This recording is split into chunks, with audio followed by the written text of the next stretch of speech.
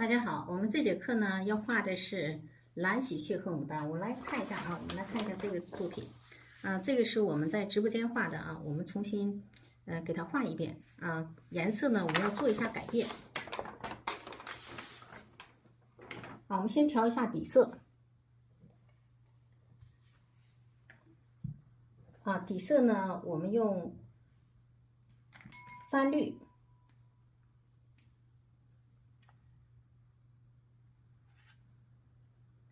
3绿加太白太白稍微多一点啊。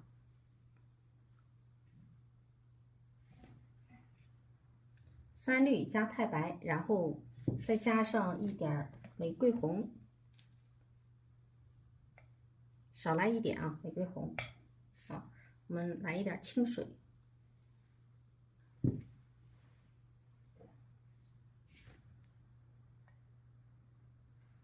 好，调一调。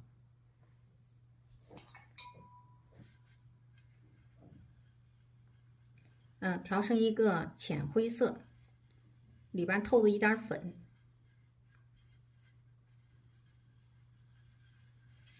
看一下啊，这个颜色。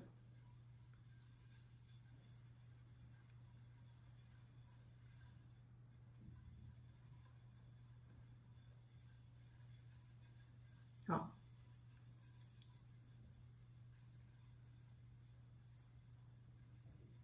然后我们先给它放一边啊，一会儿呢，我们再画那个牡丹的时候再用它。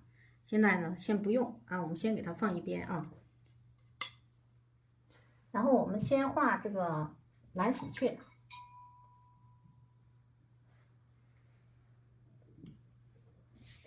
我们先找一下蓝喜鹊的位置啊，我们给它画在这个左上方这个位置。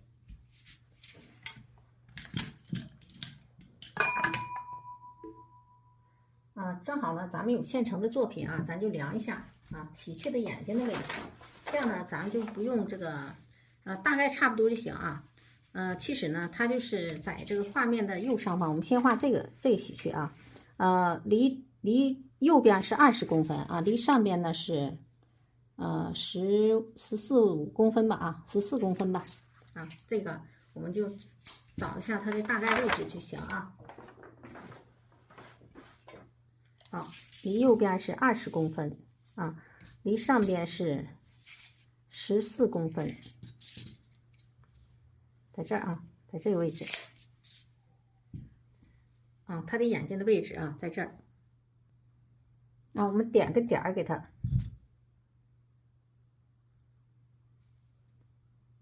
好，然后咱先画第一只喜鹊的眼睛啊，这是我点的点，能看到吧？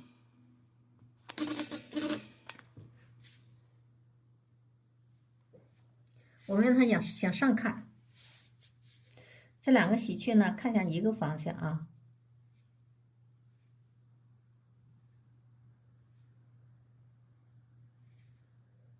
好，眼球再稍微大一点。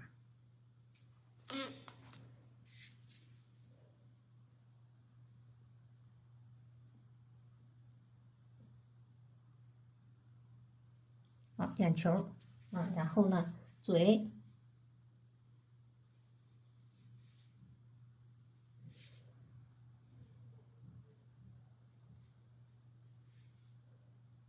鼻孔，好，眼前，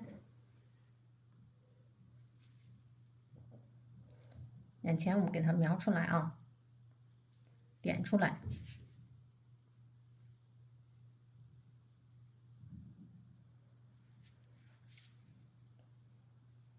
然后呢，它上面有关羽啊，我们直接画一个弧形啊，把它的关羽点出来啊，这是它的这个关羽。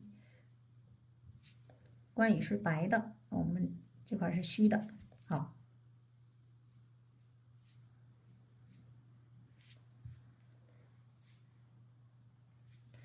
然后这是它的这个下巴，直接点啊，不让它的嘴呢和眼睛挨上，所以我们这块都要给它点出来啊，嘴要给它点的小一点，不要太长了。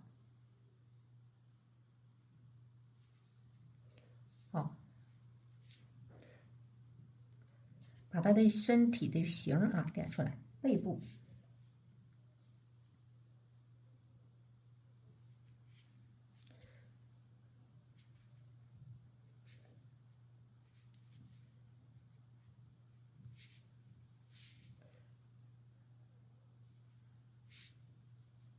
再往下点一点，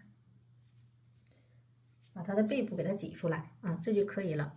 它是往上看的，背部是有一点倾斜啊。一会儿呢，我们用这个翅膀啊给它接上。好，然后呢，咱们拿一个别的盘子，挤一点这个颜色啊，用三青、钛青蓝啊。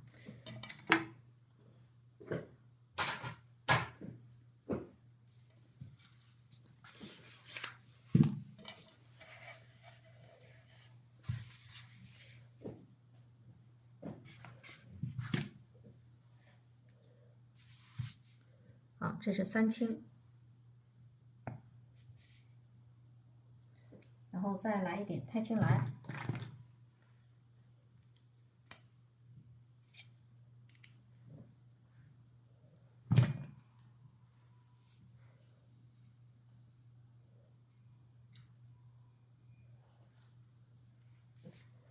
好，我们先把这个三青给它调满笔，水有点少了啊。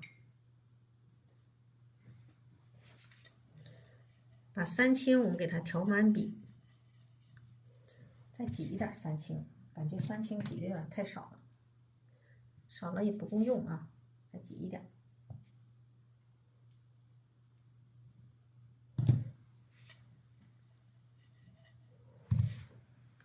水，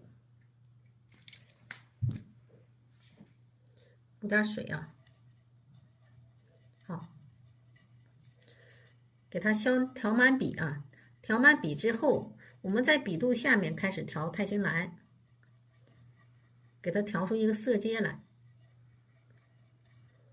啊，在笔尖处我们给它加浓、加深。好，在笔尖最笔尖处我们再来一点墨，调匀啊，调到一定的浓度。笔尖再一点墨啊，给它调进去。这是为了让它后背跟这个墨色的脖子接触的比较自然啊，要给它调匀啊。然后我们现在先这个顺着它这个后背啊这个痕迹来画。好，这是一个后背啊，这里呢也给它填满。再来啊，我们这个呢要给它变长啊，这个笔不够长，我们给它接一下。好，这就行了。然后呢，我们画出它的翅膀。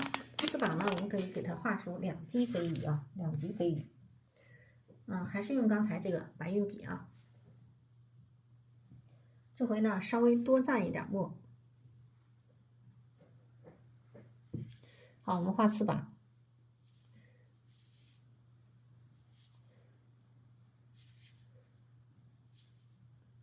啊，这是初级飞羽。啊，这个也是跟它搭上啊，然后再来一个，再来一组啊，一笔，好，两笔，这个可以接上啊，三笔，四笔，往前接，跟它搭上，好，那么另一侧我们再来一笔，在旁边啊，过来。好，这样的话呢，这个翅膀的层次更加丰富一点啊。然后呢，我们把它的这个尾巴画出来啊。这个翅膀有点短啊，可以呢再接长一点，这没有什么问题啊，再接一点。好，然后我们画它的尾巴。尾巴呢，我们适当再加点水啊。太干了不行。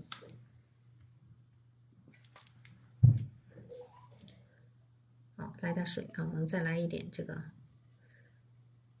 灰色，就是三青啊，然后来一点这个，这回少来一点钛青蓝啊，我们让它这个尾巴不那么深，颜色要浅一点。好，然后离远一点啊，咱们看一下尾巴呢，我们让它往下溜啊，不让它是直的啊，让它有一个略微的弯曲啊，不能这个弯的太弧度太大，成一个慢弧形啊，这样压下去。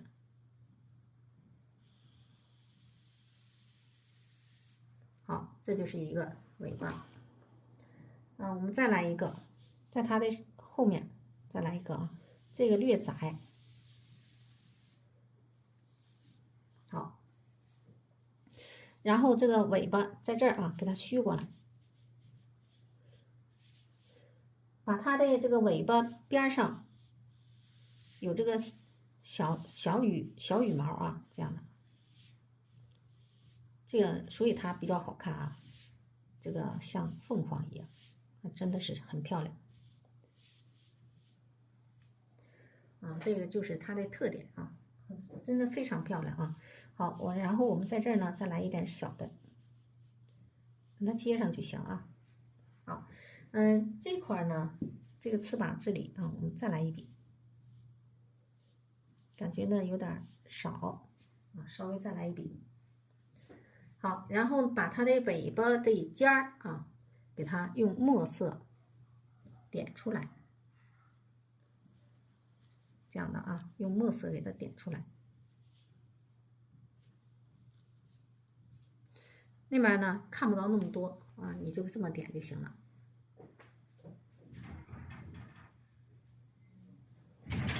好，然后我们把这个它的腹部画一下，用淡墨，就是类似于青墨来画它的腹部啊，很淡很淡的墨色，不要调重了。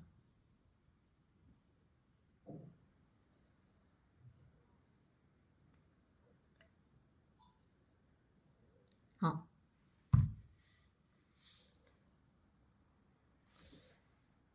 可以了。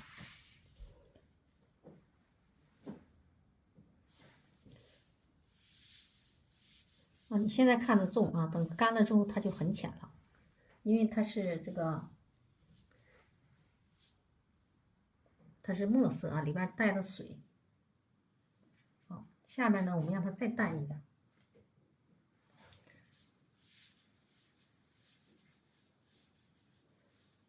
这是它的大腿儿，给它带出来啊。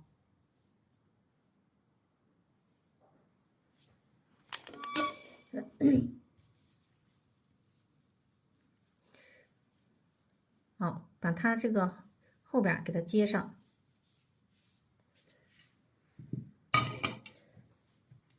然后呢，我们用猪标啊画一下它的爪子。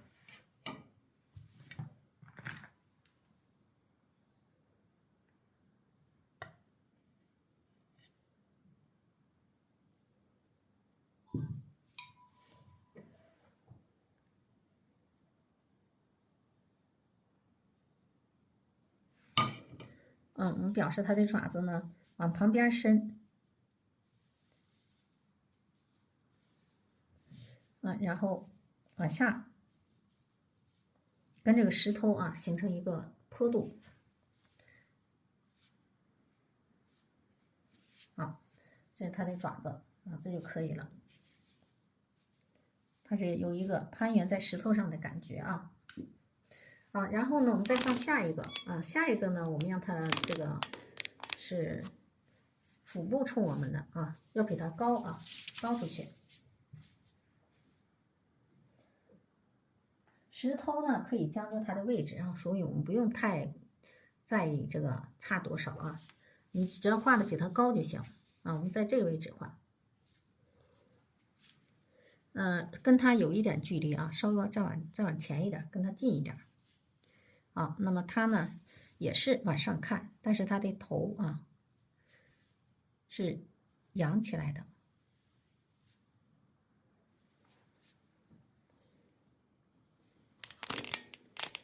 这样扬起来的啊。它的眼睛呢在这个位置，这个是略微显得别扭一点，但是这个知识啊很入画，画起来会有点不太容易画。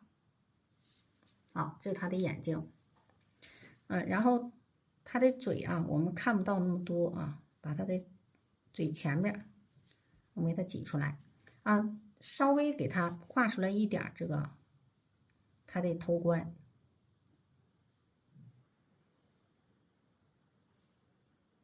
啊，这是它的头冠。然后我们现在把它的这个把它的头啊画出来。实际上说是头，就是我们能看到的就是它的下巴。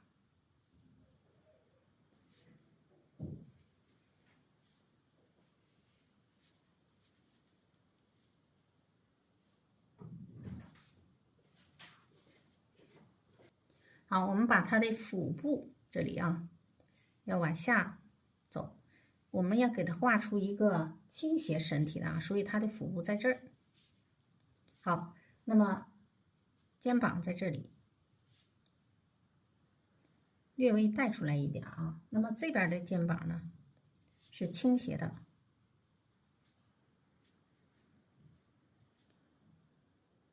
这符合它的身体结构啊。往旁边看，这个感觉。好，然后我们用这个颜色啊画一下它的翅膀。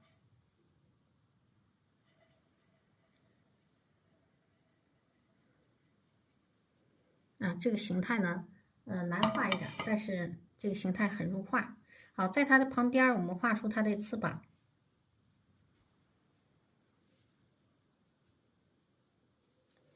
这个翅膀呢，让它端起来。看一下啊，它这个符不符合它的身体的结构啊？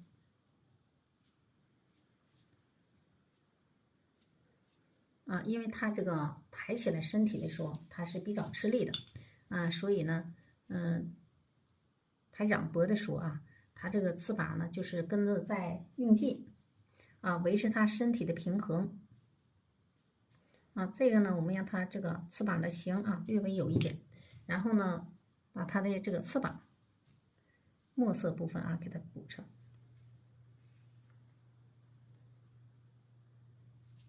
行了大概这样画出来行。然后这块呢有一个形我们给它它的翅膀就在外边好，我们把它的身体的这个腹部画出来，这个其实就简单了还是用淡墨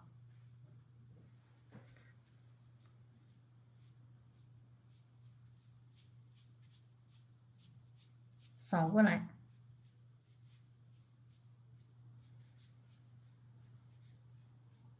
越来越虚这个感觉，这就行了。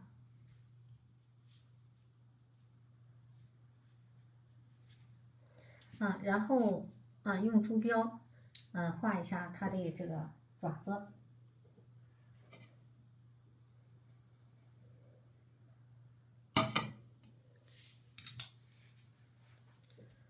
爪子这一个。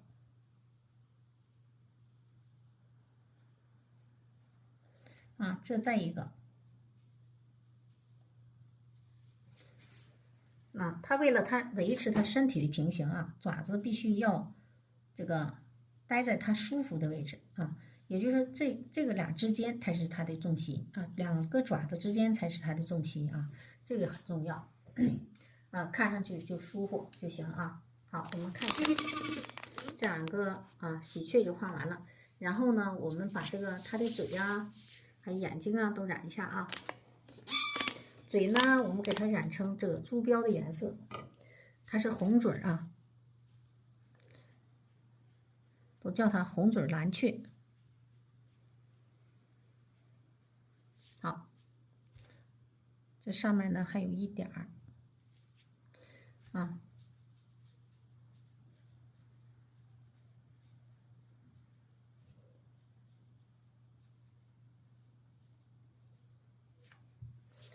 然后我们用很浅的墨色染它的这个眼睛，很淡的墨色来染。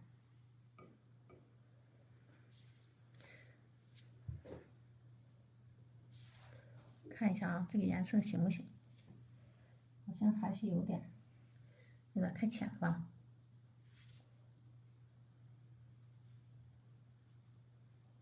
把它的高光给它留出来。好了，这两个喜鹊呢就画完了然后呢，我们画出来它的这个石头的大概的结构。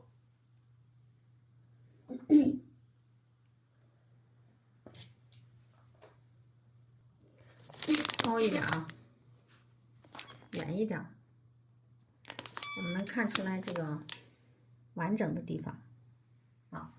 顺着它这个爪子这个位置我们来画，它是扎在石头上的感觉。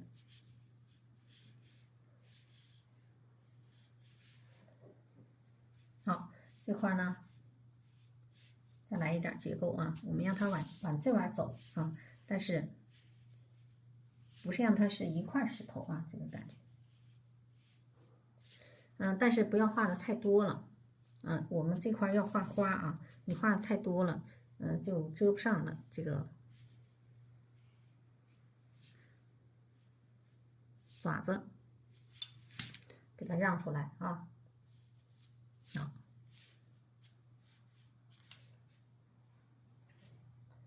我们这个呢表示它是在一个坡上的一个感觉那这个坡呢是这样斜坡你给它擦两笔。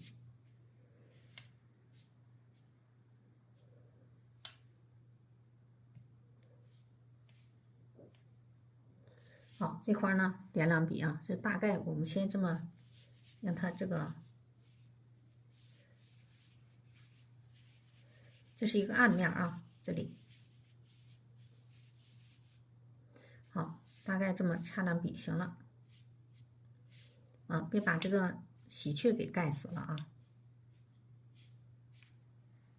好，然后我们到时候会把这个染一下颜色让它分出来那么这里呢也给它擦两笔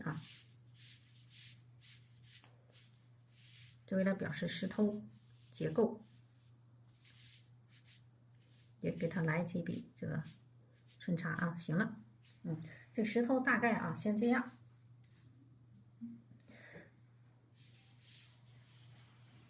你看这墨色就逐渐变淡了，我们往上擦一点。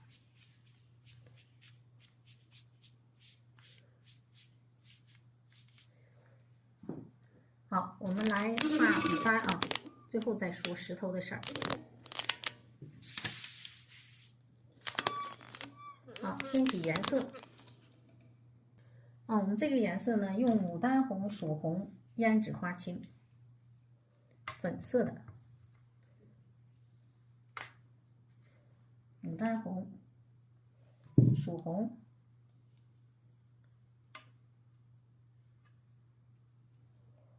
胭脂、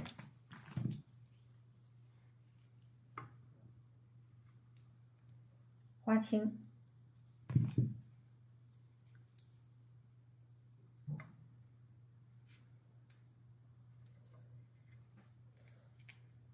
花青呢，我们让它跟这个胭脂给它挤在一起调一调，这样的话你更能容易掌握它的深度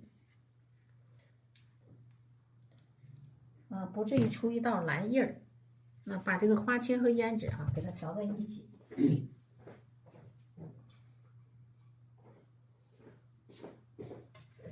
好，调一调，这样呢更好画一些。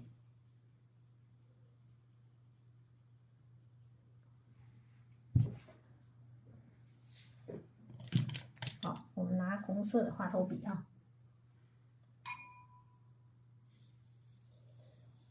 把刚才这个颜色我们再给它这个搅拌一下让它均匀一点。好，我们再调一调感觉挺厚再来一点清水少来一点清水太厚了，太浓稠也不行好，这就行了。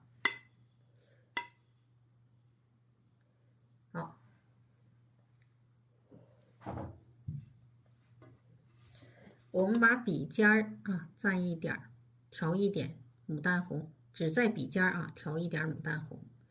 然后呢，我们画一个皇冠花头。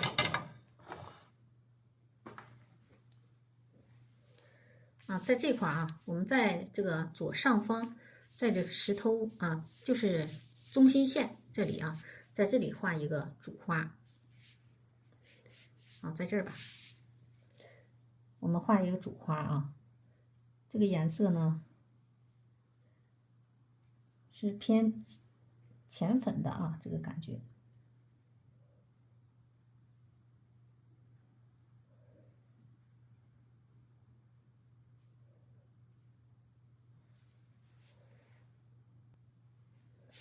好，再来一点。啊，我这水比较大，你就快一点运笔，让它有一点色阶啊，不能一点色阶没有。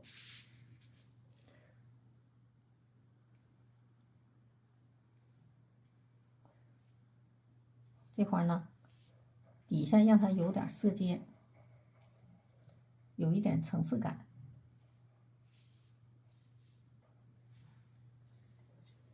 再来一点。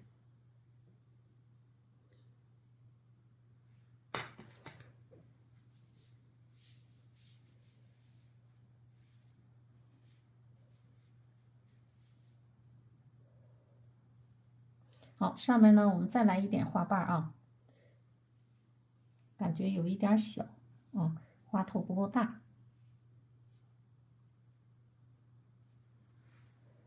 好，上面呢是平的，我们再来把它的形啊给它找出来。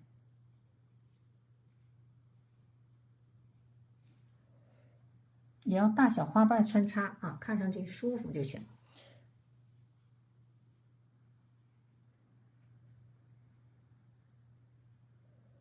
好了啊，这上面就差不多了。然后我们往下要逐渐给它加深。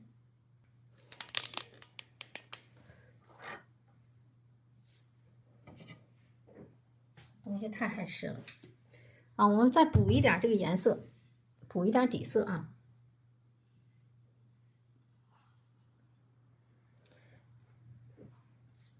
这个底色它老衬底啊，所以我就豁了豁了。好，笔尖儿继续调一点这个牡丹红。这回呢，我们稍微让它往上一点啊，稍微让它往上一点调，然后笔尖儿呢再调牡丹红呢，让它多一点啊，浓稠一点啊。这是为了呢，让它逐渐把这个颜色加深。好，这个我们先画这个里边部分啊。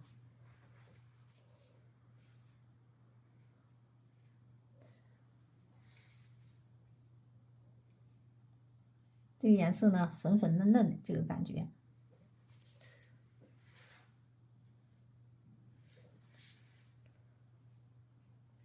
这里边尤其注意啊，不要给它这个花瓣呢画成一个中间发散的，要给它有个变化啊。好，这里再来。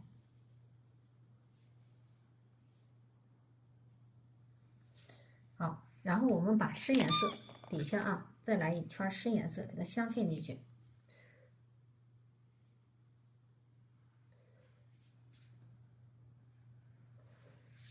好，差不多了。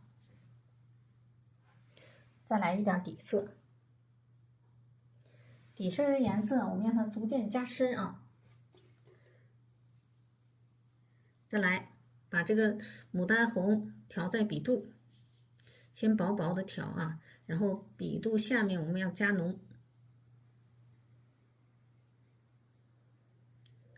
好，然后再把这个曙红调在笔尖啊，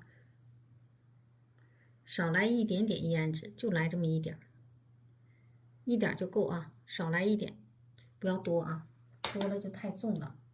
好，我们往下再继续，这回这个颜色呢就加深了。好，把这个里边给它添上。好，然后继续往外走。啊，这都是外边的花瓣啊。然后这面先不画了啊，我们一会儿再画，再补点颜色。啊，不断的要补充颜色啊，底下这块颜色消耗就大一些。好，继续，笔肚下面调牡丹红，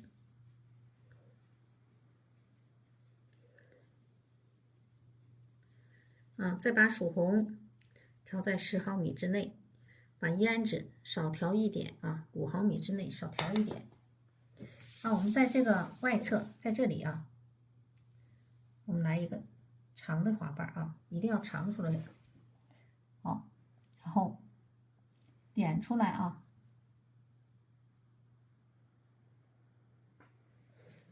这是一个长的花瓣，大的花瓣。好，笔里再吸点水。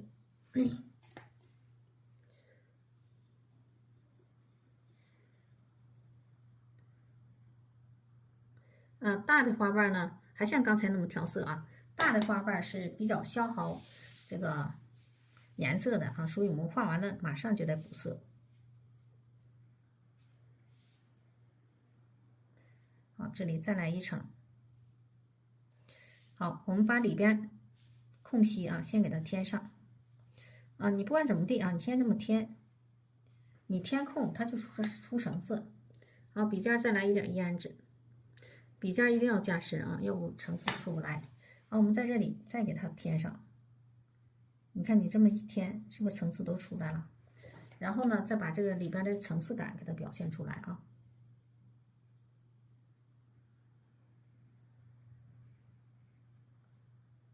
那么这个呢，我们给它变成2层，看，再来一层，是不是层次就出来了？这个表示它在它的下一层啊，这也表示它在它的下一层，都给它加深，该加深的地方要加深啊。好，笔尖再来一点曙红和胭脂，我们把这个外侧继续给它填出来。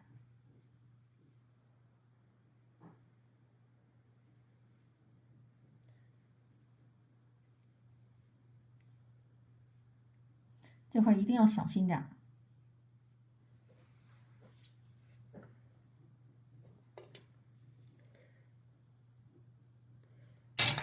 好，这个皇冠花头是变化无穷的，每一朵都能画出自己的特点来，因为会根据当时这个变化啊，我们来画它。好，把这个填一下。我们看一下，现在这个花头呢已经是差不多了，是吧？然后剩下的我们要把上面再填一填啊，上面不够大，每次都要把上面再找一找啊。我们换一个笔，继续把这个上面再填一填。上面呢，我们可以直接填成这个浅颜色的，少来一点啊，笔尖少蘸一点就行，以浅色为主啊。然后感觉不够大啊，我们就是添一些。这也是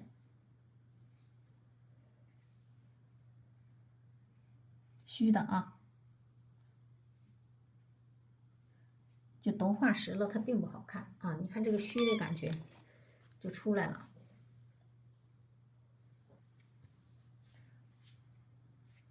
我们稍微的让它虚里边啊有一点实，就是要以虚为主啊。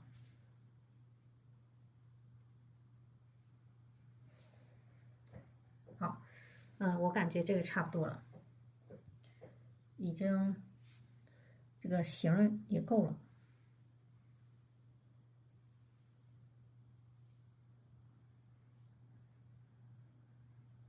来一点啊，我们盖一下。这朵可以了。然后呢，我们画下一朵。下一朵呢，我们画一个深颜色的啊，在这里画一个深颜色的。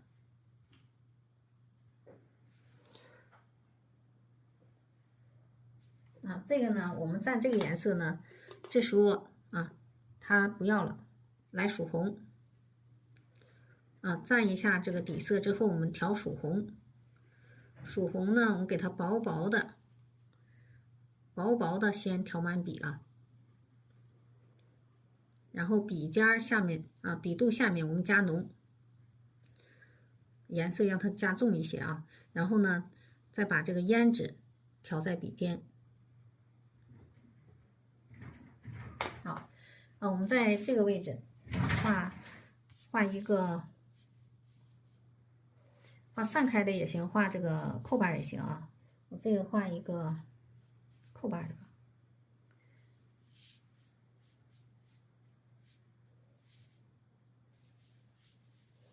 这个颜色，再来啊，笔尖来一点胭脂，感觉这个笔尖不够深啊，我们可以少来一点点这个深颜色。感觉笔尖不够深的时候，可以少来一点啊，这个深颜色啊，注意不能太多啊。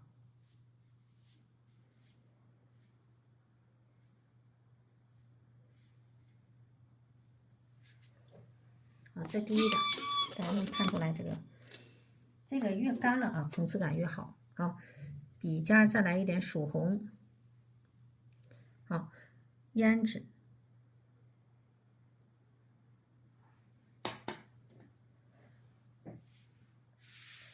然后我们往这里边继续啊，往回窝，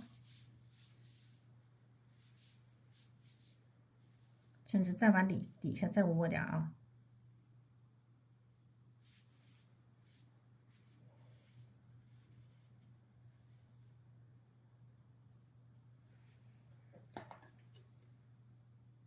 好，笔尖再来一点胭脂，还是让它加深一点啊。我们在这个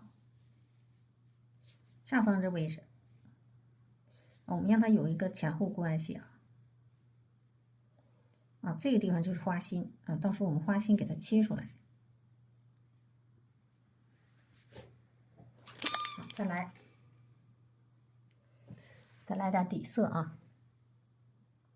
现在呢，这还是浅色的部分，我们还没有加深。好，我们把这个曙红再继续调啊，笔肚下面一定要加浓啊，多来一点胭脂。好，然后我们往上走。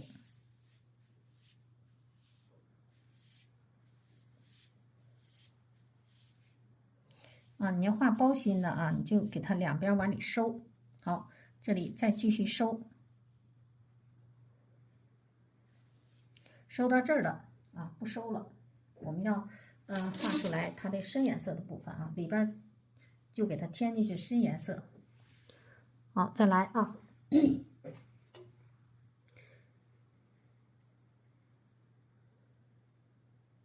笔尖来点胭脂。好。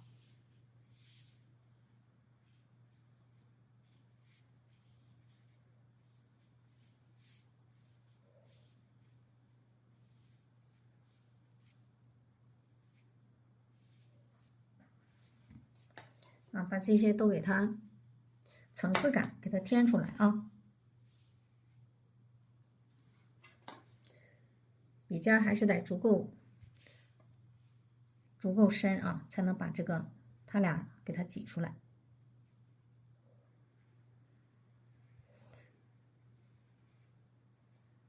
好，这差不多了，形大概都有了。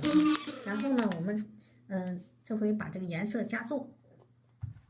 好，笔肚吸点清水。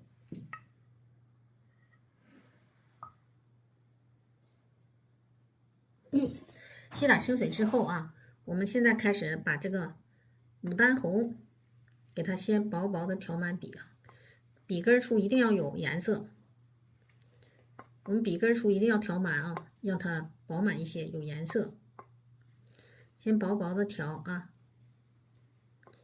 先薄薄的调，然后呢，我们再重重的调。曙红，这个时候你就要控水了啊。浅色部分呢，你可以快点画，水大点，但是深颜色部分一定要注意控水啊。然后胭脂调在笔肚的下面，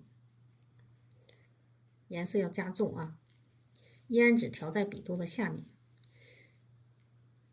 好，把这个混合色调在笔尖啊。你这么调呢，就是能更好调一些啊。好，混合色调在笔尖处。这个方法就比较好。然后我们先把这个花心啊，这也是在试探这个颜色调的怎么样。好，先把花心我们处理一下。然后呢，这个也是啊，看一下啊，这个要慎重了。那往里插进去这个深颜色的，这都是深颜色的，给它穿插进去啊。这一笔我们也给它跨过去，深颜色的，不让它是直的啊，这个花瓣呢太直了不好看。好，仍然是深颜色给它过渡一下。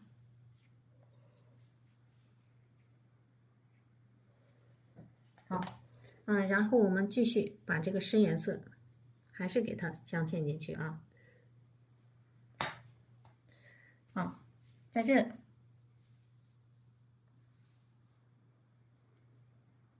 往里切。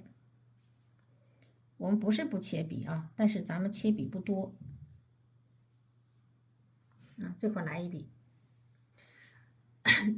看一下啊，这块要再来一笔呢。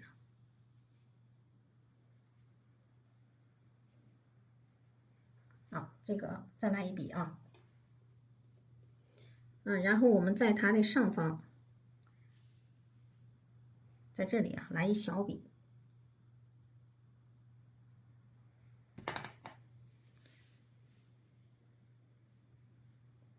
表示它后边还有一层。好，这一笔呢往外走一点。我们在这儿再来一笔。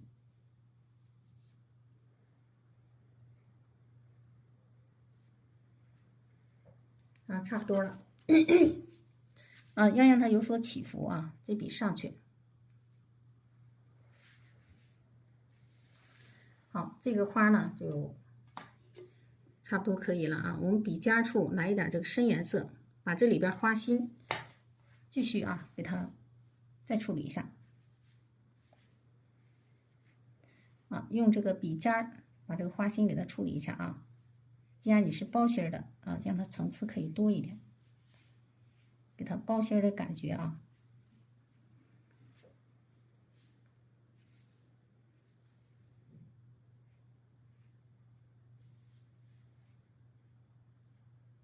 好，就行了。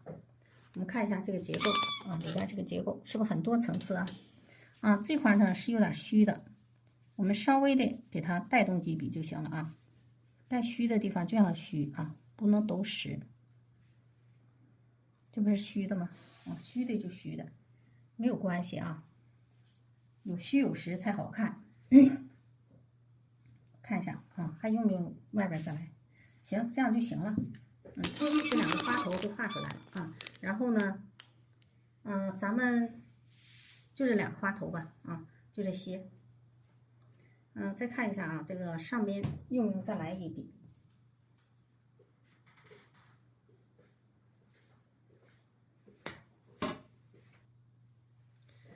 这一笔呢还是有一点低，我们给它上面再来一笔啊，这样的，把这个该开放的地方啊，给它开放出来。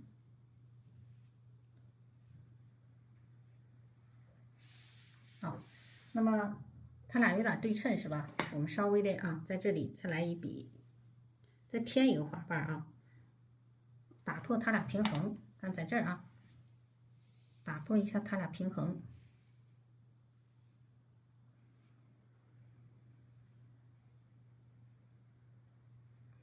这样就好了。然后这块是画叶子啊，你就不用管了。我们往外张一点，让这个花瓣在它的外边，把这个花形啊，把这个花瓣的形给它挤出来，在它的后面啊，这样修饰一下。好，然后呢，咱们点蕊。这个呢，我们可以点成胭脂的颜色啊。这个我们给它跨过来啊，因为这个花瓣它俩一般大啊，要有变化。好，那么这个呢可以点成胭脂的颜色。我们先点普通的蕊啊。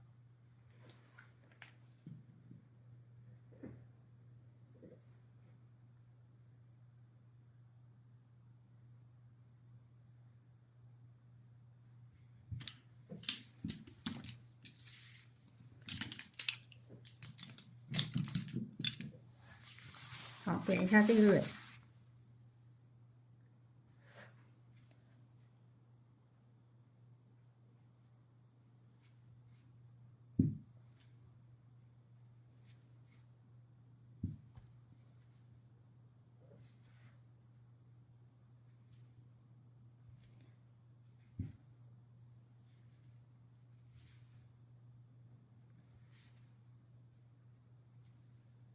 好。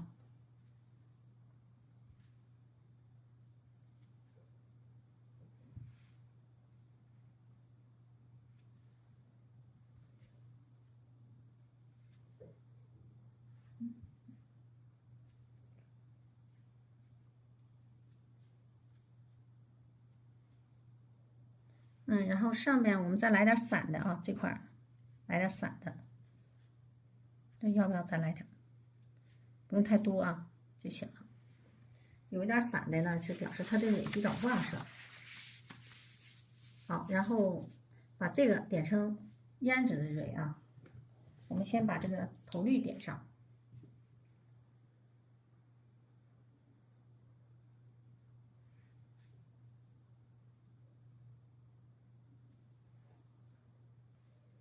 我们直接就用胭脂点这个蕊。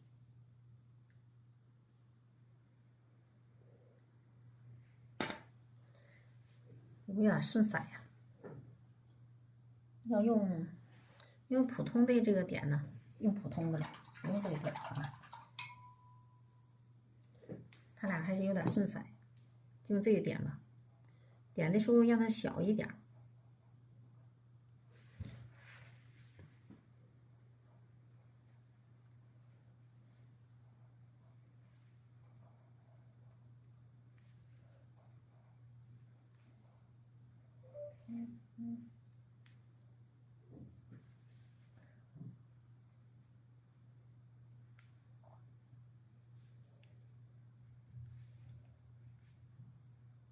好，上面再来一点啊，注意要它有错落啊，不要点的太多啊，大概点那么点儿，有个点缀就行。然后有聚散，你看这个可以连上，然后看一下，差不多行了啊。在这来2个，好，可以了，就这样啊，不规则的有那么点儿。好，我们来画叶子啊，先挤一下叶子的颜色，这是花青，然后3绿。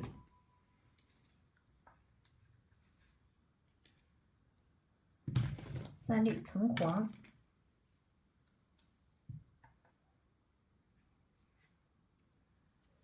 胭脂，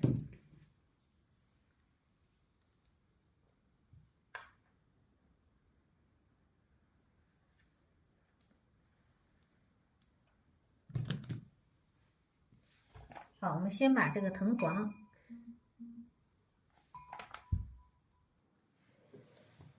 把藤黄我们加一点墨，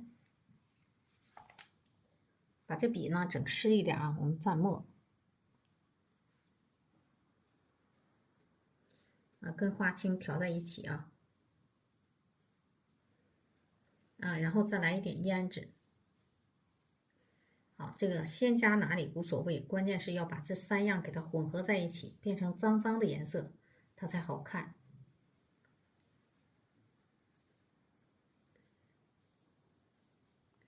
好，然后笔根呢，我们来一点这个3绿，滚动上3绿啊，让它浮在表面，然后笔尖来一点胭脂。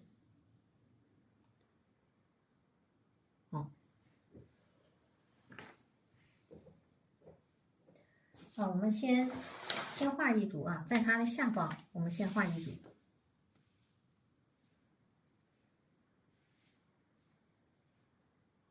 啊，这是一组啊，把它的这个花瓣先挤出来。好，这一组就可以了。那我们在这里啊，在这下方再来一组。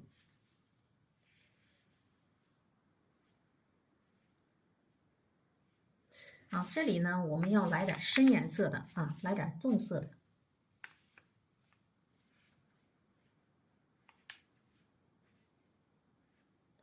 给它压住一点就行啊，这样呢它是有前后关系啊。啊，在这里呢再来一组，往上去一点。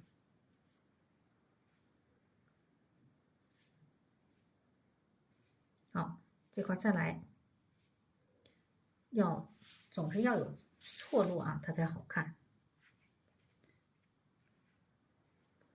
这里边啊搭碎一点小碎笔，这样子呢是表示它的结构。好，看一下，那这块呢，也让它有一点结构啊。我们在这后边啊，你顺势呢给它来一点这个小枝啊，给它连上就行。那不用太那个什么，太拘细。你看，就给它连上啊就可以了。好，这里给它挤出一点。啊，有聚散关系，这样的是为了啊。然后这个前后关系也要表现出来。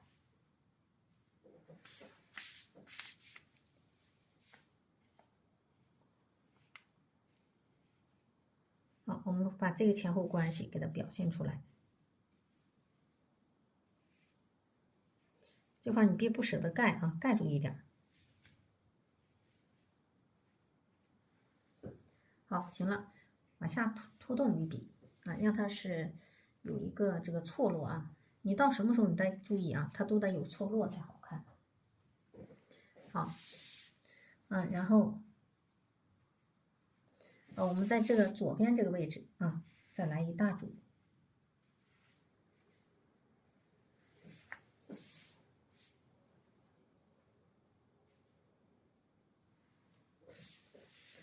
啊，在这里，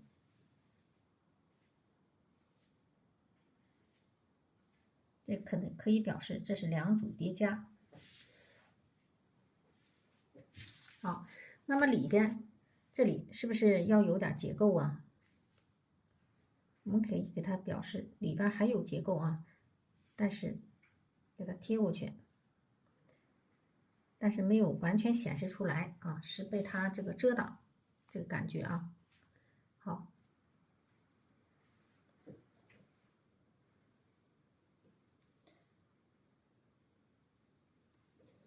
然后这个上方这里啊，再来一组，在它旁边我们再来一组。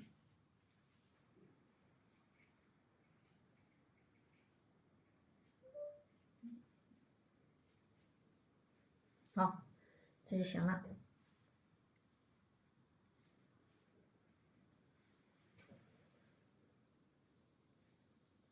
好，我们先把这叶茎勾一下啊，先勾啊，要不一会儿就干了。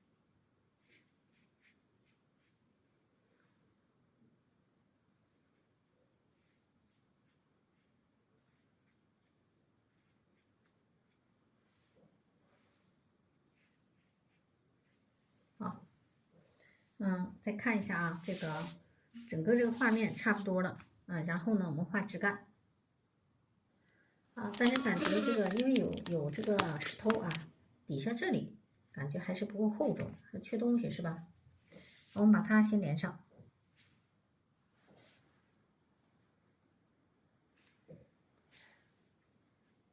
这里啊，给它先连上，感觉这个再过来一点啊，让它这个叶子厚重一些。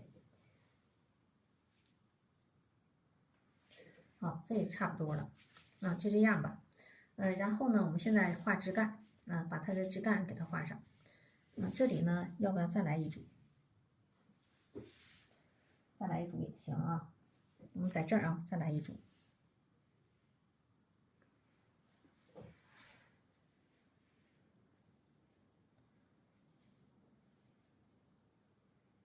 把它挤出来。好。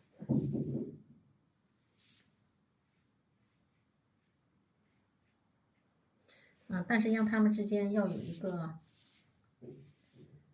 在这儿再来，要有个落差啊，不能让它是齐的。好，这样行了。要不这底下叶子显得有点单，太多了不行，但太单了也不行啊。这样的叶子，这样叶子好像刚刚好啊。这个叶子之间要有错落啊，要有错落关系啊。好，把这个给它挤出来。好，画一下枝干。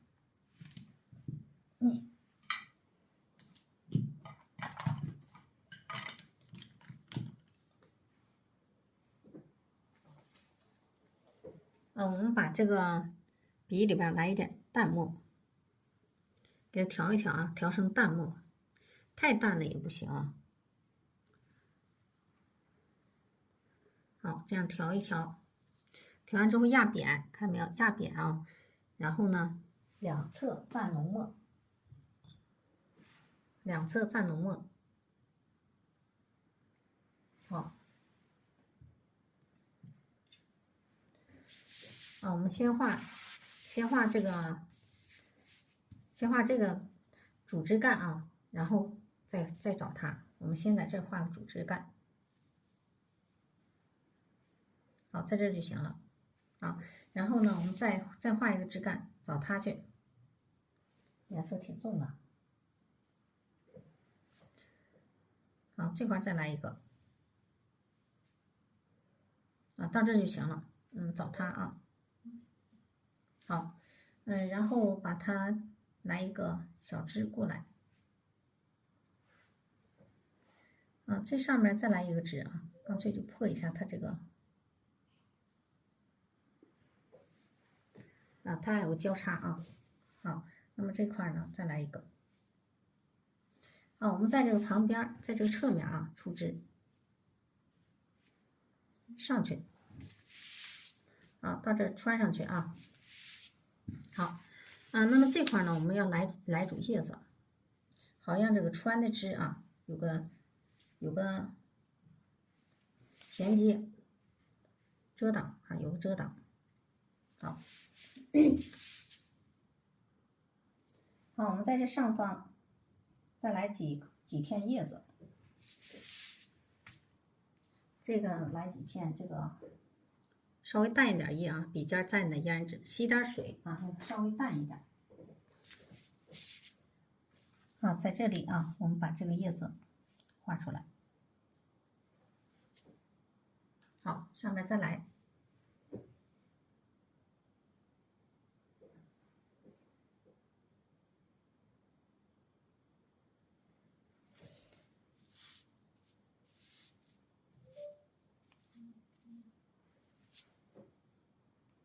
吸点水，再往旁边。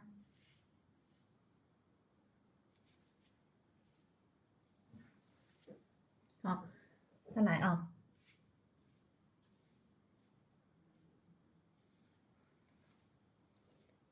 行了。这一组叶子就可以了。那我们在它的这个下方处啊，还要有点遮挡，你不让它直接过去。这个就搭边了，行了。然后我们在这里啊，也要来点叶子，这块啊也要来点叶子，这是为了托住它这个花，要不然这个花太浅了啊，上面这个边缘看不到。是吧？好，我们在这儿啊，再来点叶子。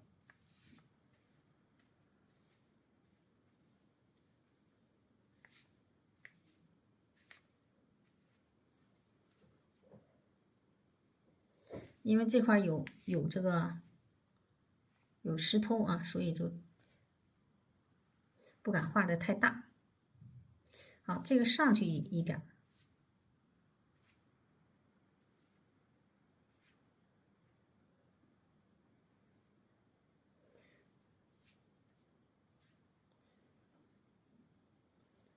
啊，在这儿再来一笔，但是不要太多了啊，这个再多就不行了，已经给它围上了啊，就随便让它这个花有个烘托啊，这样的话这个花是不是就明显了？因为这个花呢边缘太浅了啊，我们把它的边缘给它挤一挤，花瓣的边缘给它挤一挤啊，你看这个花是不是就明显了？给它拖出来了啊。于老师，你看看。好，然后我们在这个上方啊，我们再来一组枝干啊，在这儿啊，在它的后边上去啊，有枝干啊。那么这块呢，再来一个，然后往上走啊，我们让它交错。好，这里啊，来一个小枝，往上去啊，往上去。好，这块再来一个，这个呢，在这里啊。这个差不多了，好，再看一下这个，再来一个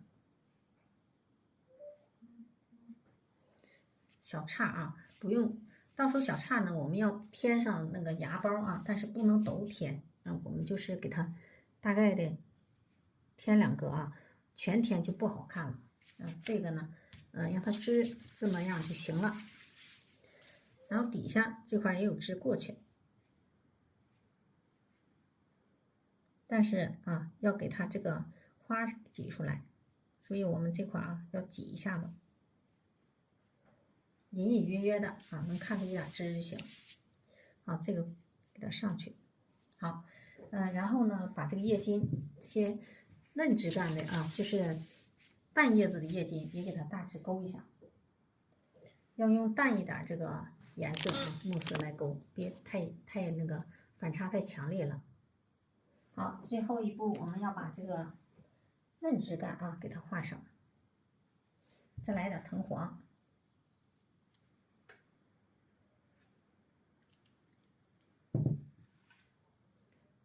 好，把这个藤黄，我们给它跟这个老叶子这个颜色啊给它混在一起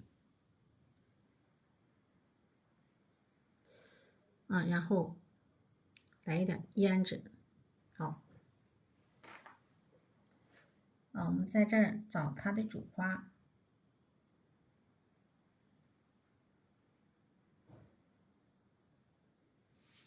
那么这个也是啊，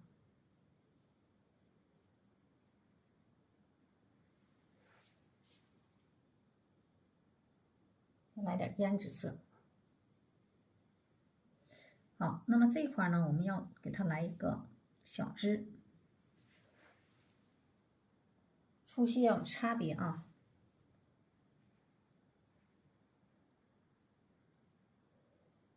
不能跟它平行啊，这个就这样，咱俩啊，然后这块呢再来一个枝啊，这里边这后边底下这个枝啊就可以了。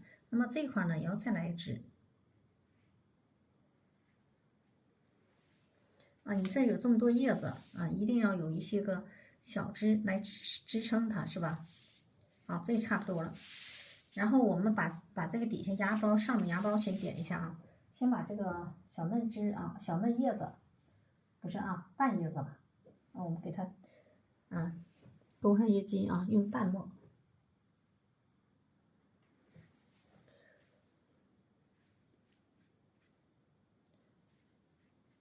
啊，这个笔法碎的地方没有关系啊，我们可以用这个。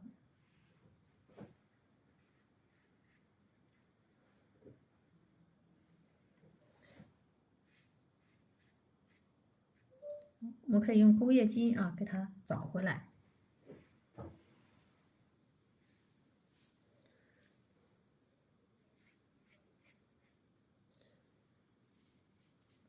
好，把这些都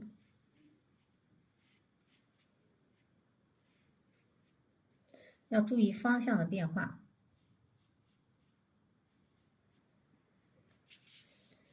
好，行了啊，这个我们的叶子这块都不能太淡啊，因为这块又要托花，又要跟着石头形成前后关系。这个石头呢，我们就不准备给它画的太重了啊，石头以淡色为主。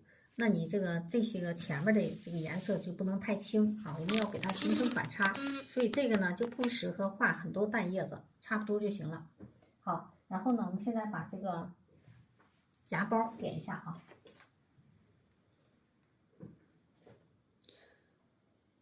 来，这个是藤黄，来一点3绿哈，好，藤黄，笔尖我们调一点胭脂，让它嫩嫩的感觉啊，显得有生机。啊，这个呢，你要是再高了，就它俩就一般高了，所以我们这个要往下走，让它这个芽啊在旁边儿。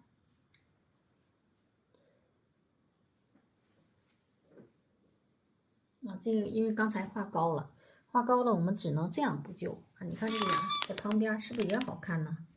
啊，可以在侧面出芽啊，也可以的。啊，不能跟它一样，比它要矮一点。好，然后我们可以用这个遮挡一下，你看啊，这不就行了吗？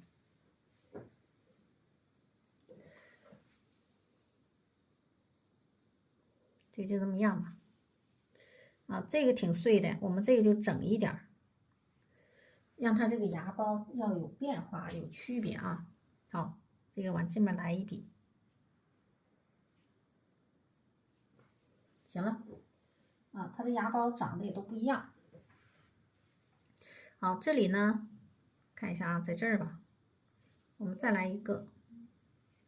这个呢，我们要给它来一层小叶子啊，都有区别啊，张开。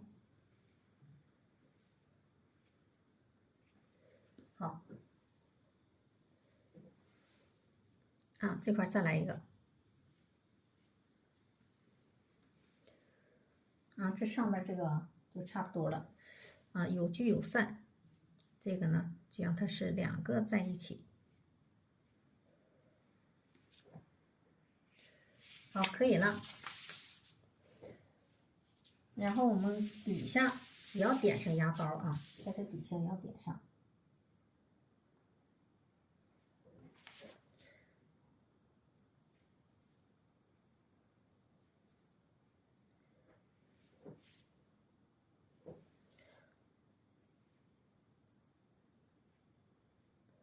啊，这个也是点上之后啊，它就像个花似的。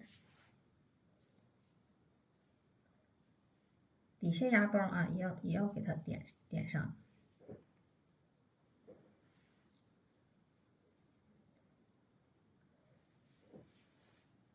好，这个呢胎点没点啊，我们再把胎点点一下。啊，这个作品呢上面就行了啊，然后我们把这个胎点点一下。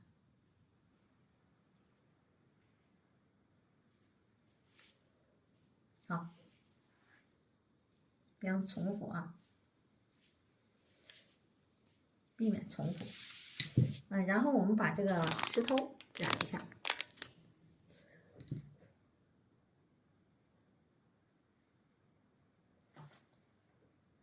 石头我们用干笔戳一下，这块啊有的这个结构还没有完全体现出来啊，我们要戳一下。好，穿插，让它有一点这样大结构啊。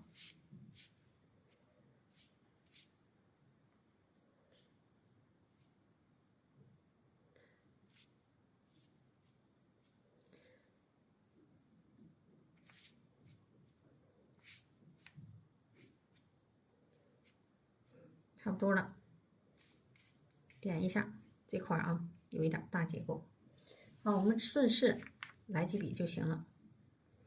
这块也是啊，底下重一点啊，分插几笔，底下略微的我们让它有一个收啊，把这个底下变成一个重墨啊，浓重墨来收它，在这儿啊收边儿。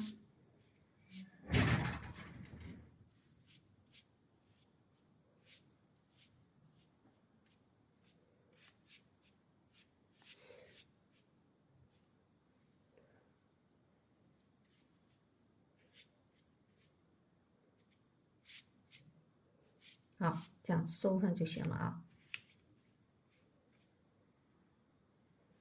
然后底下我们还要给它来一点这个石头底下啊，来点这个痕迹。好，这块也是收过去。我们把这个石头呢，可以染成这个赭石的颜色。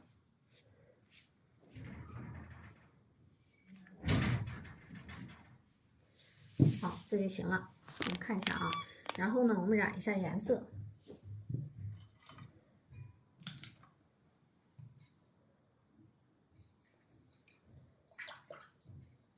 刷一下笔。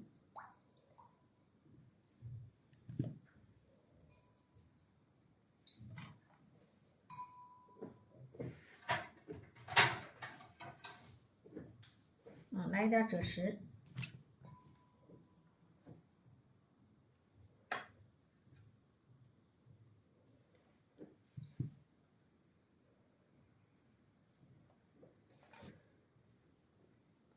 好，我们这个赭石呢，要给它调的淡一点啊，少加点墨。你别是纯赭石啊，纯赭石太红了。然后呢，给它调薄一点，不能盖入墨色。来点水。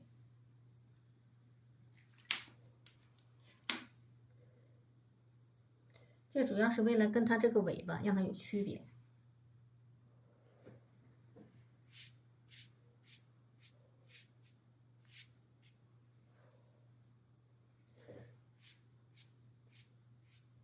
好，这样扫一扫。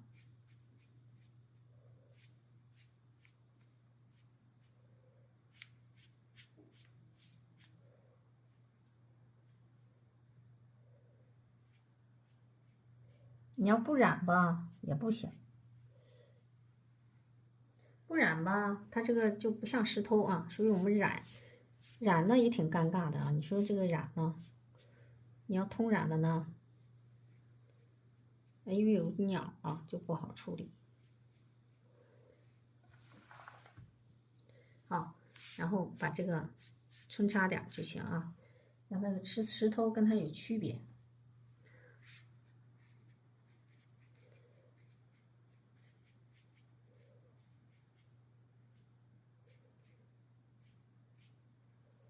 上面呢浅一点，干了之后会浅很多啊。上面浅一点，我们给它染一下，色不挨墨啊，这个感觉。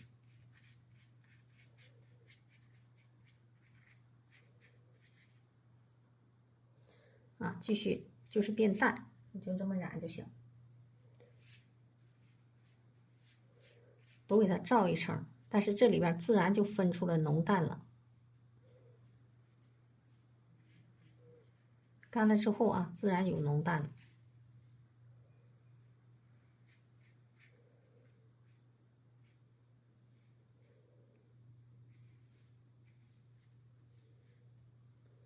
把这边缘吸一吸，要跑出去了。好，这个石头就差不多了。我们这个用淡的颜色啊，把这个鸟里边，它是盖不住它的啊，没有关系的。好，让它这个身体啊有点这个好。然后呢，我们把这个蓝色不用都那个什么啊，稍微的有一点钛青蓝。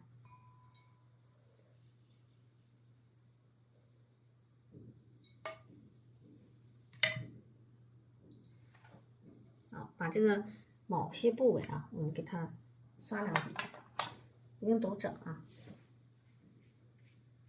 刷不上了，那太淡了啊，不用都整啊，也是吸一吸。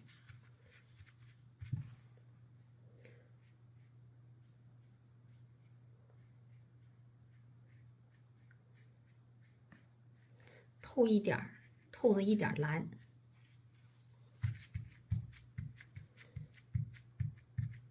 给它吸一吸啊，透的一点蓝，但是不能让它这个蓝太明显啊。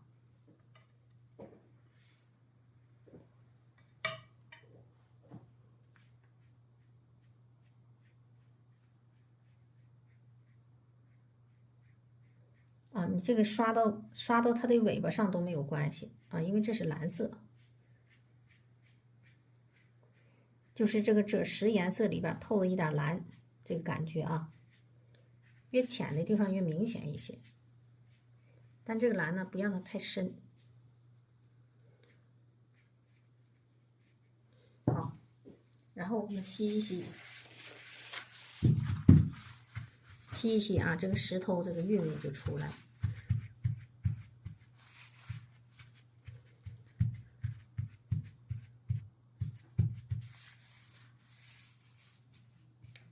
把它的边缘都吸一吸啊，要不然会染上的。尤其是边缘啊，边缘吸一吸，不让它出去啊。好，然后用这个，应该用花青色啊，点一下边上，这都没有颜色了。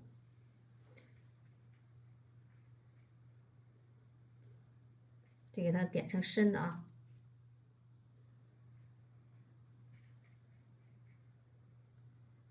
它有绿的青苔这个意思。好，这幅作品呢就差不多了，我们看一下。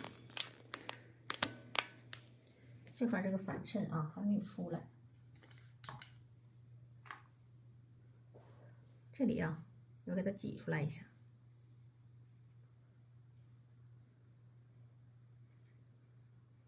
把这块啊给它挤出来。